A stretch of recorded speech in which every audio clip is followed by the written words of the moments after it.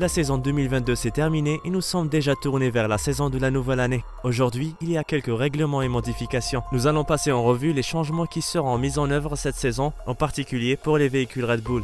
La RB18 est devenue l'une des voitures les plus dominantes de l'histoire de la Formule 1. Paolo Felicite, expert technique pour RacingNews365.com, décrit les caractéristiques de sa remplaçante en 2023. Lorsqu'une voiture domine, il existe une règle non écrite mais toujours respectée selon laquelle la voiture suivante évoluera. La RB18 de Red Bull a représenté l'interprétation la plus significative du règlement technique de la F1 pour 2022. Pourtant, elle était la moins influencée par les modifications du règlement de la saison, la mise en œuvre de la directive technique numéro 39 qui a été appliquée par le GP de Belgique. La gestion exceptionnelle du phénomène de martionnage, secousse aérodynamique qui était revenu sur les voitures de F1 cette saison, comme un vertige des monoplaces à effet de sol. C'était une caractéristique remarquable de cette voiture. Les propriétés aérodynamiques de la structure du plancher de la RB18 ainsi que la géométrie et la simplicité apparente de la suspension avant ont permis à la voiture de contrôler les impacts qui provoquaient les secousses. Cela a effectivement éliminé tout rebondissement remarqué sur Ferrari ou Mercedes. Cela signifie qu'il y avait une duplication presque mécanique des effets acquis par l'utilisation illégale des suspensions actives par les règlements technologiques actuels.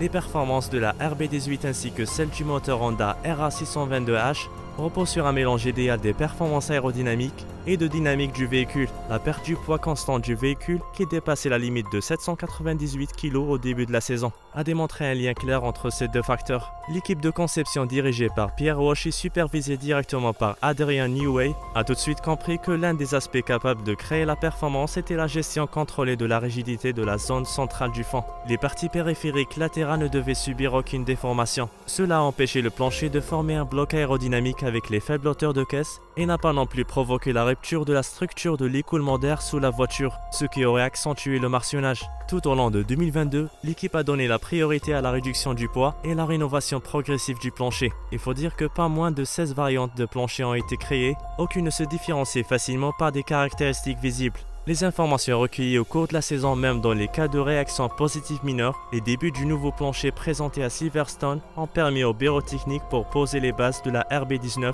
tout en conservant les mêmes priorités qui ont caractérisé le développement de la RB18, tout en gardant un solide sentiment de famille avec la voiture précédente. Le Challenger de l'année prochaine a adhéré à deux principes qui définiront la renaissance fondamentale. La réduction du poids était la base des objectifs initiaux du projet, qui a commencé avec le châssis plus léger débattu cet été, mais qui n'a jamais été réalisé dans sa mise en œuvre effective. La monocoque de la RB19 sera environ 3 kg plus légère que son prédécesseur. La nouvelle règle élève le coude, la partie relayant les canons Venturi de 10 mm et le profil latéral devant les roues arrière de 15 mm, tout en préservant un haut degré de rigidité concernant la forme des côtés et en empêchant toute déformation dans les zones périphériques. Un rétrécissement inférieur qui augmente la section inférieure du canal Venturi devrait indiquer l'emplacement du boîtier de la boîte vitesse et des pièces de suspension. Le design des nacelles latérales sera déterminé par l'amélioration des découpes sous les nacelles latérales, qui donnent l'illusion d'un double plancher, tout en maintenant les points de contact solides avec le modèle 2022. L'arrière de ces découpes sera élargi à la base des nacelles latérales.